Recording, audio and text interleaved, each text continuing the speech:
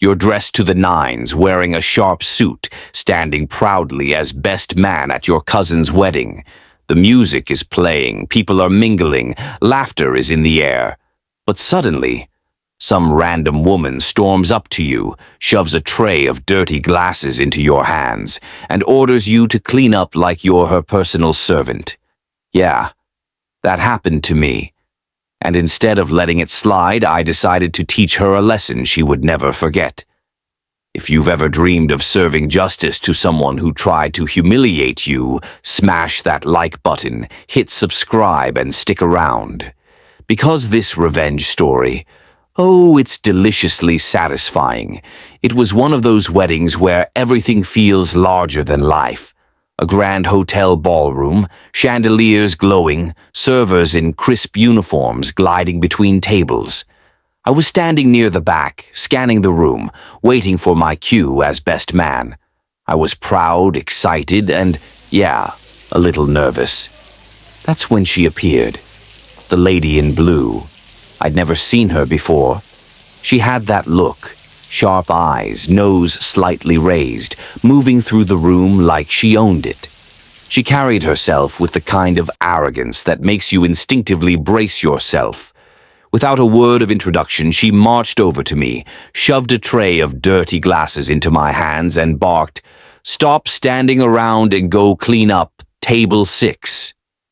At first, I thought she was joking. I laughed awkwardly and said, "Ma'am, I don't work here." But her response?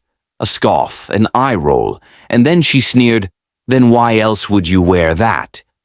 I froze. That? She was pointing at my suit. My best man suit, the one I'd picked out weeks ago. She wasn't mistaking me for staff. She was belittling me. The humiliation burned in my chest. Guests nearby glanced over.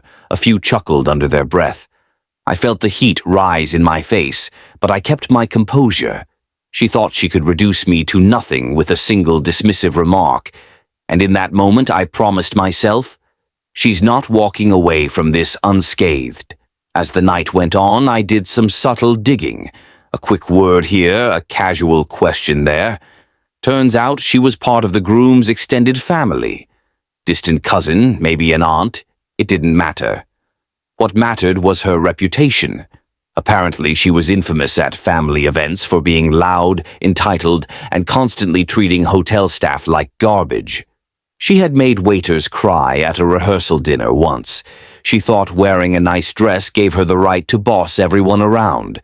And now she thought she could humiliate me, the best man, in front of everyone?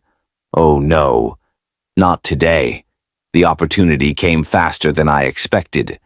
The hotel manager did his usual walkthrough, making sure service was running smoothly. I caught him near the bar, leaned in, and quietly, yet loud enough for others nearby to hear, said, "You might want to keep an eye on the lady in the blue dress. She's been bossing your staff around, stealing drinks off trays, and acting like she runs the place." The manager's jaw tightened. His eyes flicked over to her table. I could tell this wasn't the first time he'd heard a complaint about her. All I had to do now was wait. Dinner service began. Plates clattered. Silverware rang. Conversations buzzed.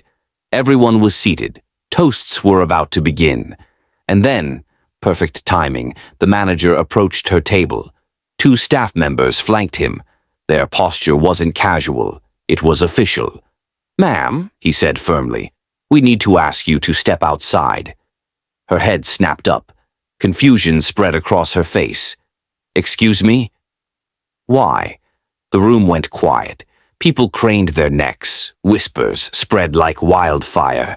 The manager didn't lower his voice. He laid it all out, her treatment of staff, her disruptive behavior, her pretending to be in charge. She sputtered, denying everything, but the damage was done. Every eye in the room was on her. Her face turned crimson. And me? I lifted my champagne glass, caught her eye, and gave the smallest, slowest smirk. A silent toast. She knew. She knew this was payback. She was escorted out of the banquet hall, heels clicking furiously against the floor, muttering protests that nobody believed. She didn't come back. The rest of the night, people whispered about it. Did you hear what happened? She got thrown out for harassing the staff. Unbelievable. Her own relatives distanced themselves, avoiding her table like it was cursed. The entitled queen of the blue dress had been dethroned. And me? I enjoyed the wedding dinner in peace, savoring every bite. She told me to clean up table 6. Well, I cleaned up her reputation instead. The beauty of revenge isn't always in fireworks, it's in silence, in watching someone so arrogant crumble under the weight of their own behavior, in knowing you didn't need to shout or fight. You just let karma, nudged by a little planning, do its thing. That moment, her shocked face, the whispers, the manager standing firm, that was worth more than any speech I gave as best man. Here's the thing. Respect costs nothing.